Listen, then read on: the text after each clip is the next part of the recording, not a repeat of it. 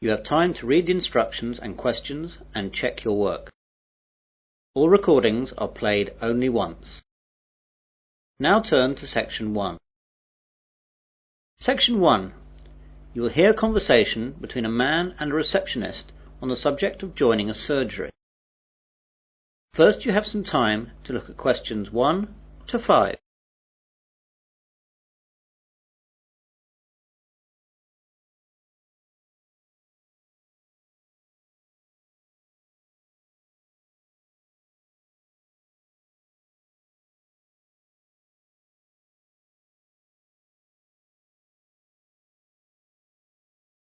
You will see that there is an example. This time only, the conversation relating to this will be played first. Hello, I've just moved to Melbourne for a new job and I've been advised to register with a new doctor for my family and myself. I think that this surgery is the nearest one to where I live. What's the name of the road that you live in, sir? Dawson Road. So, Dawson Road is the correct answer. Now we begin. You should answer the questions as you listen, as the recording is not played twice.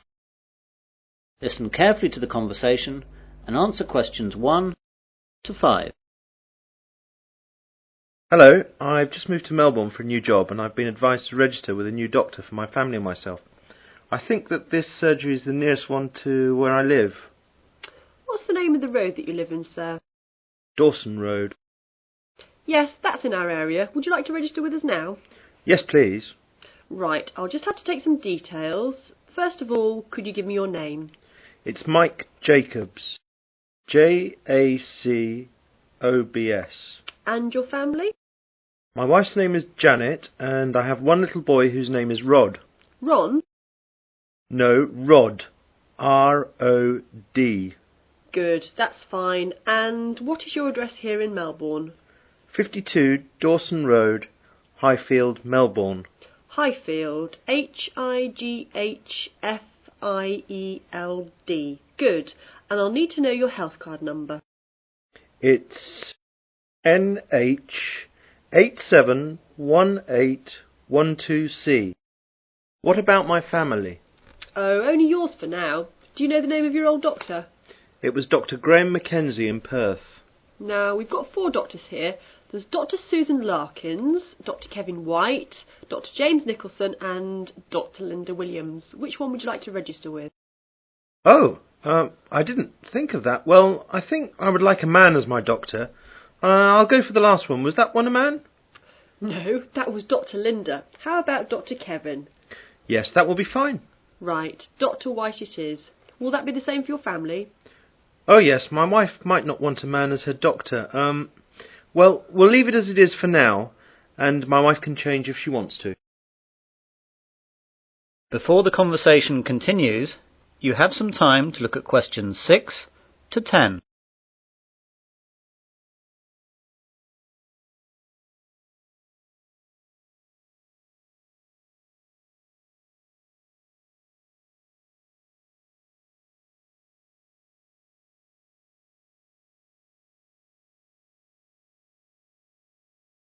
Now listen carefully and answer questions 6 to 10.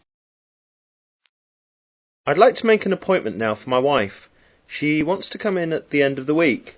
How about this Friday morning? That's Friday the 21st. I don't think she can make the morning. Any openings in the afternoon? There are appointments available at 2, 2:30 and 3:30. We'll take the first one, please. OK, that's done. Oh, and what shall my wife do if she wants to switch doctor? She can just give us a call here. Do you want to take the number down? Yes, please. It's 72539829. Can you give me your name, please? My name's Angela, but there are 2 other girls who might be on duty as well. Their names are Elizabeth and Rachel, but it doesn't matter who's on duty. Anyone can take care of it. Now, what do we do if we need to call out a doctor during the night? We've got a rotation system with the doctors in the area. There's a mobile number you can call and that'll get through to the doctor who's on duty. What's that number? It's 0506 759 3856. Got that. I didn't ask about any charges. Like all Australia, prescriptions have to be paid for at the chemist at the prevailing rate. Some things like vaccinations for travel and insurance report we make a standard charge for, and I can give you a price list for those. Consultations, though, are under the National Health Service, so they'll be free. Great. Well, that's all. Thanks and goodbye. Goodbye. That is the end of section 1. You will now have half a minute to check your answers.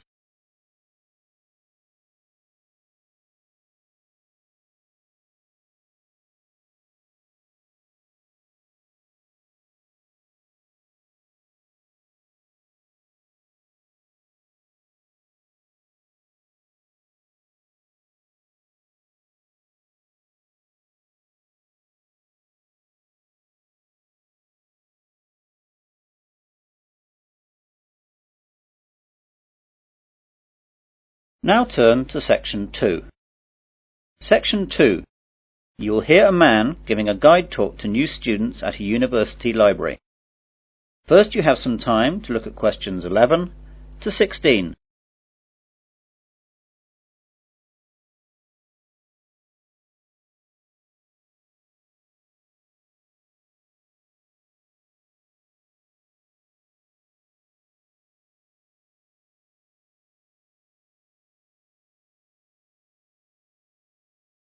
Now listen carefully to the guide talk and answer questions 11 to 16. Good morning, everyone. I'd like to welcome you all to Wesley University Library. This is a 20-minute tour around the library to show you all the facilities and all you'll need to know to start off your life here as a student at the university. What I'll start by doing is telling you about what you need to do to join the library. Then I'll briefly tell you about our facilities, and then I'll guide you quickly round and show you everything. So, to join the library, you need to go to the reception between the hours of 9 AM and 5 PM. After that, the reception closes, though all the other facilities will stay open until 10 PM. At the reception, they'll give you an application form. After you fill that in, you'll have to give us the fee of £5, which you have to give us every year that you're a member of the library. We will also need to see your university card to confirm that you're a student of the university. And finally, we'll need 2 passport photos, one for our records and the other for your library card. You will need to do all this as soon as possible so you'll be able to use the facilities at once. I'm sure your workload will begin to build up soon. Now, let me tell you a bit about the facilities. The library opens daily from 8 AM to 10 PM, though, as I told you earlier, the reception operates only between the hours of 9 AM and 5 PM. Although this is extended to 6:30 PM on Fridays to give students more time to organise their book requirements for the weekend. The reception is closed on Sundays. Undergraduate students are permitted to take out 4 books at any one time, and each book may be borrowed for a period of 2 weeks. Postgraduates may borrow 6 books at a time. Borrowing time can be extended by a period of 1 week per book if the student comes into the library in person with the book in question so it can be re-stamped. We do not renew book borrowing over the phone. If you are late in returning any book, then you will be charged a fine of £2 for every week that you are late. You won't be able to take out any other books until this fine is paid. This is not a method of earning money for the library, but merely what we have to do to ensure that all students have access to all the books that they will need. You now have some time to look at questions 17 to 20.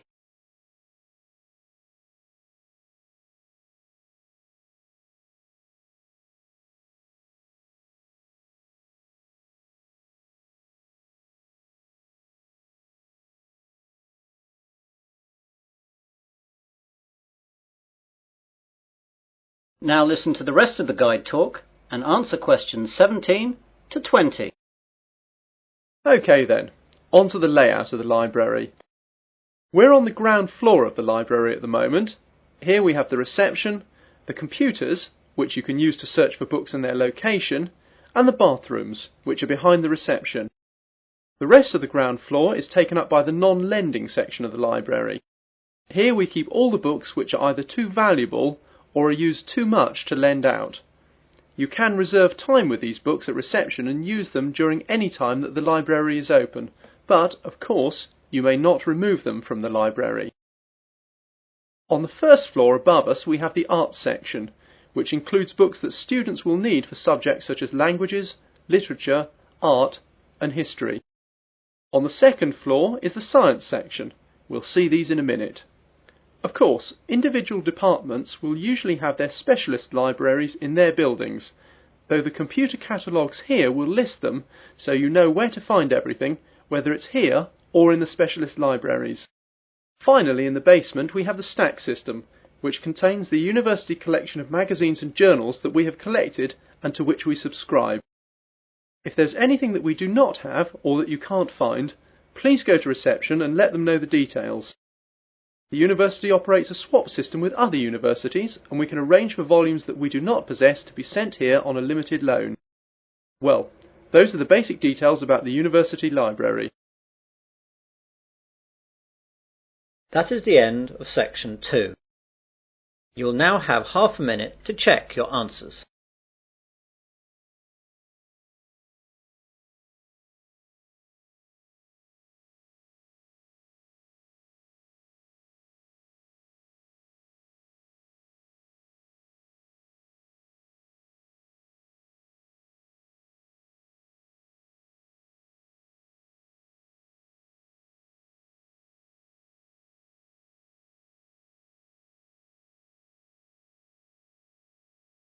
Now turn to section 3. Section 3. You will hear a tutor and 3 students discussing their work. First, you have some time to look at questions 21 to 27.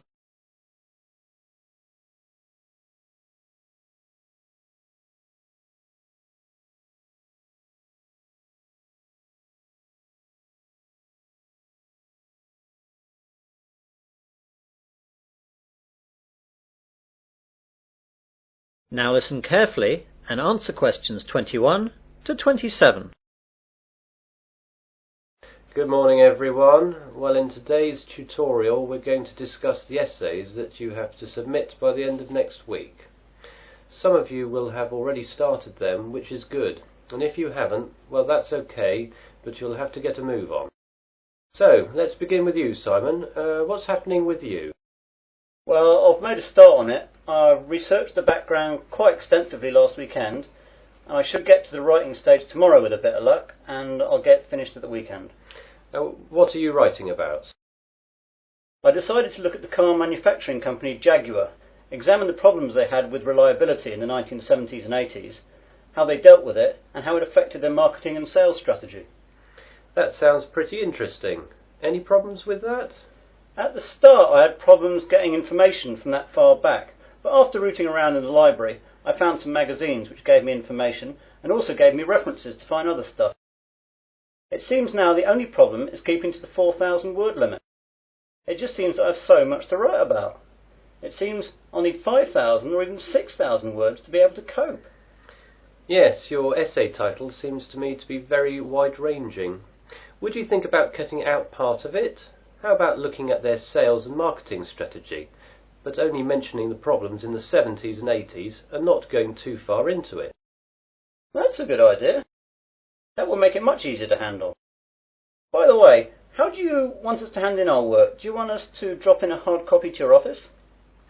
You could do that, but I'd prefer it if you just emailed it to me as an attachment. You've all got my address. If not, give it to the secretary, clearly marked that it's for me. Right, Jennifer, how about you? I've not really got going on it yet, but I have decided on a subject. I'll try and do some research during the rest of this week, and I should get writing this weekend. Okay, what are you writing about then? I want to look into how supermarkets use market surveys to develop their products. Will you have enough time to find out what sort of things that the supermarkets do? You won't have much time for that. I should be okay. I've had a look in the stack system in the library and I found a magazine that surveyed all the UK major supermarkets and a trade publication that analysed the same things in Canadian supermarkets. Be careful about using their conclusions too much. The university takes a tough stance on plagiarism. Make sure you properly list where you get your information from in a bibliography and try and do your own analysis. Get going too, as that analysis will take a bit of time. Okay, thanks. You now have some time to look at questions 28 to 30.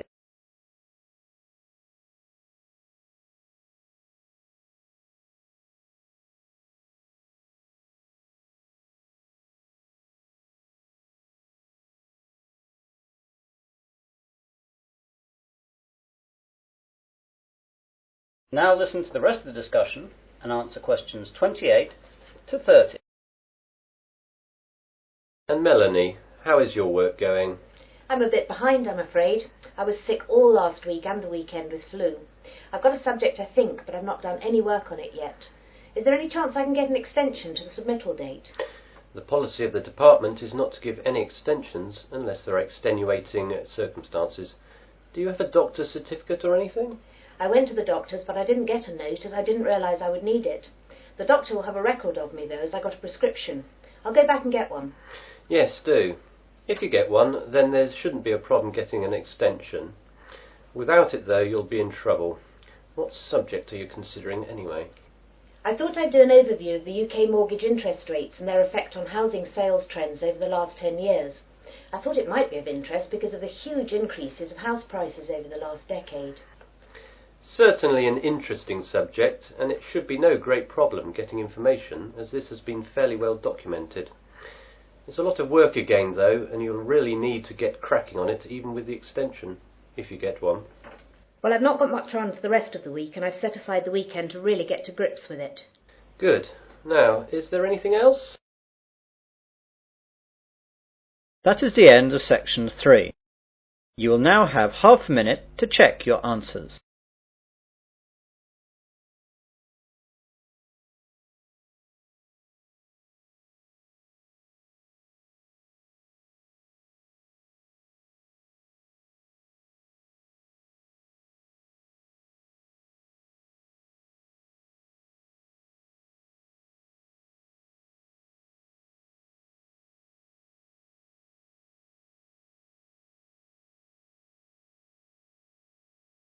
Now turn to section 4.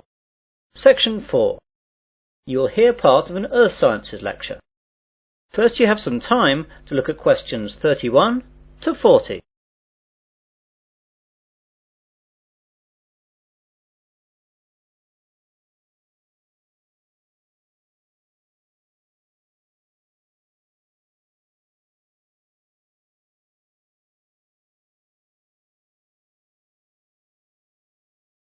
Now listen carefully and answer questions 31 to 40. Good afternoon and welcome to this Earth Sciences lecture. Today we're going to look at tidal waves, or more correctly, tsunami.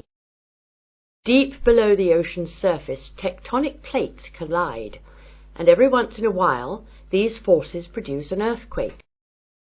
The energy of such submarine earthquakes can produce tidal waves which radiate out in all directions from the epicenter of the quake, moving at speeds of up to 500 miles per hour.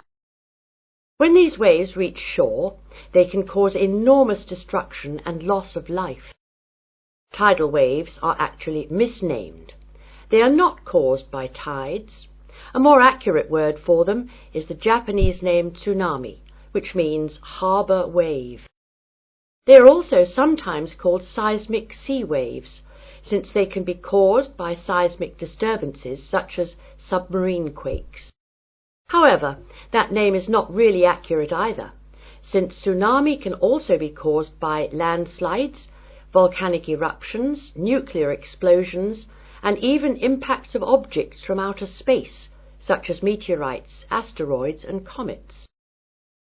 Earthquakes, though, are the largest cause of tsunami. Tectonic plates cover the world's surface, and their movement can be detected anywhere in the world.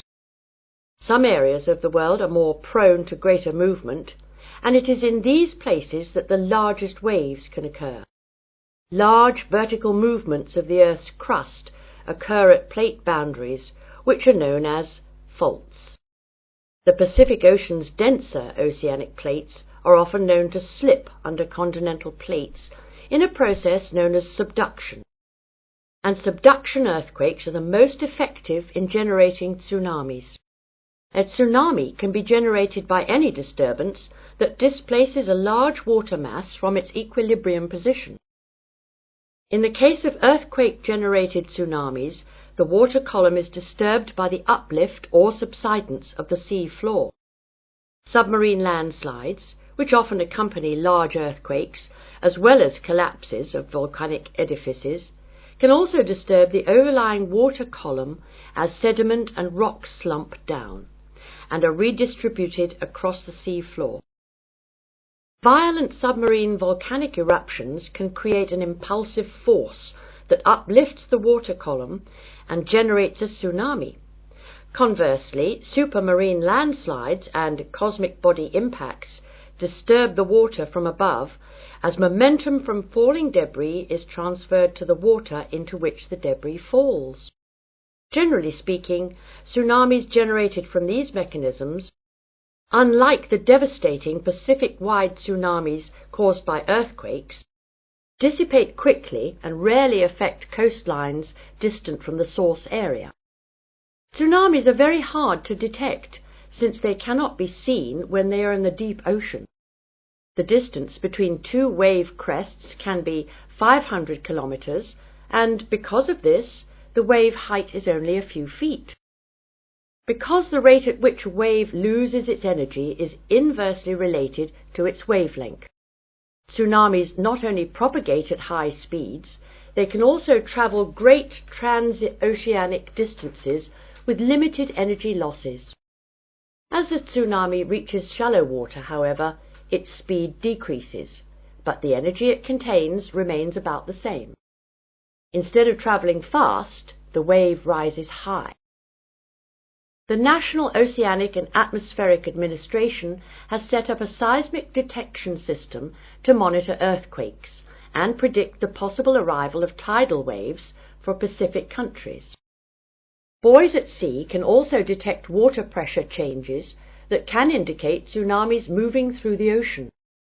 But when tsunamis originate near the shore, there is often little chance to warn people.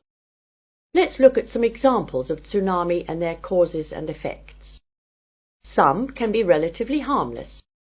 In 1992, an offshore landslide caused a tidal wave of only about 3 feet high that struck at low tide, so Humboldt County, where it hit, got off easy with no casualties. On January 13th in 1992, a Pacific Ocean earthquake off the coast of San Salvador, registering 7.6 on the Richter scale, did not cause any ocean disturbance at all. However, a recent tidal wave which struck Papua New Guinea on July 17, 1998, was 23 feet high and killed at least 1,200 people. This wave was caused by a magnitude 7.1 submarine earthquake. On July 17, 1998, a Papua New Guinea tsunami killed roughly 3,000 people. A huge underwater volcanic eruption 15 miles offshore was followed within 10 minutes by a wave some 40 feet tall. The villages of Arop and Warapu were destroyed. One of the worst tsunami disasters engulfed whole villages along Sanriku, Japan, in 1896. An underwater earthquake induced a wave of 35 feet, drowning some 26,000 people. Finally, about 8,000 years ago, a massive undersea landslide off the coast of Norway sent a 30-foot wall of water barreling into the uninhabited north coast of Europe.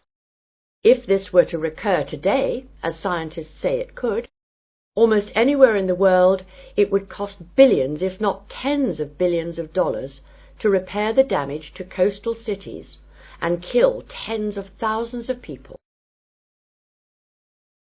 That is the end of section 4. You will now have half a minute to check your answers.